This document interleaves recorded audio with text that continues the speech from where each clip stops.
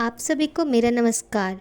मैं आपके समक्ष लाला श्रीनिवास दास द्वारा रचित हिंदी का सर्वप्रथम मौलिक उपन्यास परीक्षा गुरु उपन्यास लेकर आई हूँ। यह उपन्यास आपके नेट सेट के लिए बहुत ही उपयोगी है, तो चलिए हम इसे प्रारंभ करते हैं। प्रकरण -23 एक्स प्रामाणिकता। एक प्रामाणिक मनुष्य परमेश्वर की सर्वोत्कृष्ट रचना है। जोड़पोक। ब्रज किशोर कौन है? मदन मोहन की क्यों इतनी सहानुभूति हमदर्दी करते हैं? अच्छा, अब थोड़ी देर और कुछ काम नहीं है जितने थोड़ा सा हाल इनका सुनिए। लाला ब्रजकिशोर गरीब माँ बाप के पुत्र है, परंतु प्रामाणिक, सावधान, विद्वान और सरल स्वभाव हैं। इनकी अवस्था छोटी है तथापि अनुभव बहुत है। ये जो कहते हैं उसी के अनुसार चलते हैं। इनकी बहुत सी बातें अब तक इस पुस्तक में आ चुकी है, इसलिए कुछ विशेष लिखने की जरूरत नहीं है, तथापि इतना कहे बिना नहीं रहा जाता कि यह परमेश्वर की सृष्टि का एक उत्तम पदार्थ है। ये वकील है परंतु अपनी तरफ के मुकदमे वालों का झूठा पक्षपात नहीं करते, झूठे मुकदमे नहीं लेते, बूते से ज्यादा काम नहीं उठाते, परंतु जो मुकदमे लेते हैं उनकी पैरवी बाजवी तौर पर बहुत अच्छी तरह करते हैं और बहुधा अन्याय से सताए हुए गरीबों के मुकदमों में बेमहनताना लिए पैरवी किया करते हैं। हाकिम और नगर निवासियों को इनकी बात पर विश्वास है। ये स्वतंत्र मनुष्य है परंतु स्वेच्छाचारी और अहंकारी नहीं है। अपनी स्वतंत्रता को उचित मर्यादा से आगे नहीं बढ़ने देते। परमेश्वर और स्वधर्म पर दृढ़ विश्वास रखते हैं। बात सच कहते हैं परंतु ऐसी चतुराई से कहते हैं कि इनका कहना किसी को बुरा नहीं लगता और किसी की हक तलफी भी नहीं होने पाती। ये थोथी बातों पर विवाद नहीं करते और इनके कर्तव्य में अंतर न आता हो तो ये दूसरे की प्रसन्नता के लिए अकारण भी चुप हो रहते हैं अथवा केवल संकेत सा कर देते हैं। जहाँ तक औरों के हक में अंतर न आया, ये अपने ऊपर दुख उठाकर भी परोपकार करते हैं। बैरी से सावधान रहते हैं परंतु अपने मन में उनकी तरफ का बैरभाव नहीं रखते। अपनी उस किसी को नहीं दिखलाया चाहते। यह मध्यम भाव से रहने को पसंद करते हैं और इनकी भलमनसाहत से सब लोग प्रसन्न हैं, परंतु मदन मोहन को इनकी बातें अच्छी नहीं लगती और लोगों से ये केवल इतनी बात करते हैं जिसमें वो प्रसन्न रहे और इन्हें झूठ न बोलनी पड़े, परंतु मदन मोहन से ऐसा संबंध नहीं है। उसकी हानि लाभ को यह अपनी हानि लाभ से अधिक समझते हैं, इसी वास्ते इनकी उससे नहीं बनती। ये कहते हैं कि जब तक कुछ काम न हो, अपने पल्ले में किसी तरह का दाग लगाए बिना हर तरह के मी से अच्छी तरह मित्रता निभ सकती है, परंतु काम पड़े पर उचित रीति बिना काम नहीं चलता। यह अपनी भूल जानते ही प्रसन्न से उसको अंगीकार करके उसके सुधारने का उद्योग करते हैं। इसी तरह जो बात नहीं जानते उसमें अपनी झूठी निपुणता दिखाने पर काम पड़ने पर उसका अभ्यास करके जेम्स वॉट की तरह अपनी सच्ची सावधानी से लोगों को आश्चर्य में डालते हैं। बहुधा लोग जानते होंगे कि जेम्स वॉट कलों के काम में एक प्रसिद्ध मनुष्य हो गया है। उसके समान काल में उसकी अपेक्षा बहुत लोग अधिक विद्वान थे, परंतु अपने ज्ञान को काम में लाने के वास्ते जेम्स वॉट ने जितनी मेहनत की उतनी और किसी में नहीं की। उसने हर एक पदार्थ की बारीकियों पर दृष्टि पहुंचाने के लिए खूब अभ्यास बढ़ाया। वह बड़ई का पुत्र था। जब वह बालक था तब अपने खिलौनों में से विद्या विषय ढूंढ निकालता था।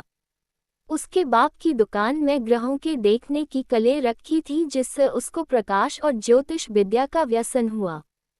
उसके शरीर में रोग उत्पन्न होने से उसको वैद्यक सीखने की रुचि हुई और बाहर गांव में एकांत फिरने की आदत से उसने वनस्पति विद्या और इतिहास का अभ्यास किया। गणित शास्त्र के औजार बनाते बनाते उसको एक ऑर्गन बाजा बनाने की फरमाइश हुई, परंतु उसको उस समय तक गाना एक नहीं आता था, इसलिए उसने प्रथम संगीत विद्या का अभ्यास करके पीछे से एक ऑर्गन बाजा बहुत अच्छा बना दिया।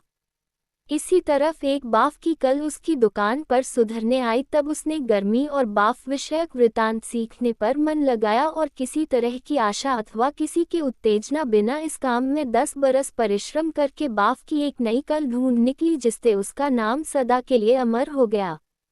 लाला ब्रजकिशोर को संसारी सुख भोगने की तृष्णा नहीं है और द्रव्य की आवश्यकता ये केवल सांसारिक कार्य निर्वाह के लिए समझते हैं। इस वास्ते संसारी कामों की जरूरत के लायक परिश्रम और धर्म से रुपया पैदा किए पीछे बाकी का समय यह विद्याभ्यास और देशोपकारी बातों में लगाते हैं। इनके निकट उन गरीबों की सहायता करने में सच्चा पुण्य है जो सचमुच अपना निर्वाह आप नहीं कर सकते, या जिन रोगियों के पास इलाज कराने के लिए रुपया अथवा सेवा करने, कारीगरी इत्यादि सिखाकर कमाने खाने के लायक बना देने में सच्चा धर्म में आत है, जिनके माँ बाप दरिद्रता अथवा मूर्खता से कुछ नहीं कर सकते। ये अपने देश में उपयोगी विद्याओं की चर्चा फैलने, अच्छी पुस्तकों का और भाषाओं से अनुवाद करवा कर अथवा नई बनवा कर अपने देश में प्रचार करने और देश के सच्चे शुभचिंतक और योग्य पुरुषों को उत्तेजना देने और कलों की अथवा खेती आदि की सच्ची देश हितकारी बातों के प्रचलित करने में सच्चा धर्म समझते हैं। परंतु शर्त यह है कि इन सब बातों में अपना कुछ स्वार्थ न हो, अपनी नामवरी का लालच न हो, किसी पर उपकार करने का बोझ न डाला जाए, बल्कि किसी को खबर ही न होने पाए। इनने थोड़ी आमद में अपने घर का प्रबंध बहुत अच्छा बांध रखा है। इनकी आमदनी मामूली नहीं है, तथापि जितनी आमदनी आती है उससे खर्च कम किया जाता है और उसी खर्च में भावी विवाह आदि का खर्च समझकर उनके वास्ते क्रम से सीगेवार रकम जमा हो जाती है। विवाहादि के खर्चों का मालूम बढ़ रहा है, उनमें फिजूल खर्ची सर्वथा नहीं होने पाती, परंतु वाजबी बातों में कसर भी नहीं रहती। इनके सिवाय जो कुछ थोड़ा बहुत बचता है वह बिना बिचारे खर्च और नुकसान आदि के लिए अमानत रखा जाता है और विश्वास योग्य फायदे के कामों में लगाने से उसकी वृद्धि भी की जाती है। इनके दो भाइयों के पढ़ाने लिखाने का बोझ इनके सिर है, इसलिए ये उनको प्रचलित विद्याभ्यास की रूढ़ी के सिवाय उनके मानसिक विचारों के सुधारने पर सबसे अधिक दृष्टि रखते हैं। ये कहते हैं कि मनुष्य के मन के विचार न सुधरे तो पढ़ने लिखने से क्या लाभ हुआ। इनने इतिहास और वर्तमान काल की दशा दिखाकर भले बुरे कामों के परिणाम और उनकी बारीकी उनके मन पर अच्छी तरह बैठा दी, तथापि ये अपनी दूरदृष्टि से अपनी संभाल में गफलत नहीं करते, उन्हें कुसंगति में नहीं बैठने देते। यह उनके संग ऐसी युक्ति से बरतते हैं जिसमें न वो उद्धत होकर ढिठाई करने योग्य होने पावे, न भय से उचित बात करने में संकोच करें। ये जानते कि बच्चों के मन में गुरु के उपदेश से इतना असर नहीं होता जितना अपने बड़ों का आचरण देखने से होता है, इसलिए उनको मुख से उपदेश देकर उतनी बात नहीं सिखाते जितनी अपनी चाल चलन से उनके मन पर बैठाते हैं। ब्रजकिशोर की सच्ची सावधानी से हर एक काम में सहायता मिलती है। सच्ची सावधानी मानो परमेश्वर की तरफ से इनको हर एक काम की राह बताने वाली उपदेष्टा है, परंतु लोग सच्ची सावधानी और चालाकी का भेद नहीं समझते। क्या सच्ची सावधानी और चालाकी एक है? एक पांच मनुष्य की प्रकृति में बहुत सी उत्तमोत्तम वृत्ति मौजूद है, परंतु सावधानी के बराबर कोई हितकारी नहीं है। सावधान मनुष्य केवल अपनी तबीयत पर ही नहीं औरों की तबीयत पर भी अधिकार रख सकता है। वह दूसरे से बात करते ही उसका स्वभाव पहचाना जाता है और उससे काम निकालने का ढंग जानता है। यदि मनुष्य में और गुण साधारण हो और सावधानी हो तो वह अच्छी तरह काम चला सकता है, परंतु सावधानी बिना और गुणों से काम निकालना बहुत कठिन है। जिस तरह सावधानी उत्तम पुरुषों के स्वभाव में होती है, इसी तरह चालाकी तुच्छ और कमीने आदमियों की तबीयत में पाई जाती है।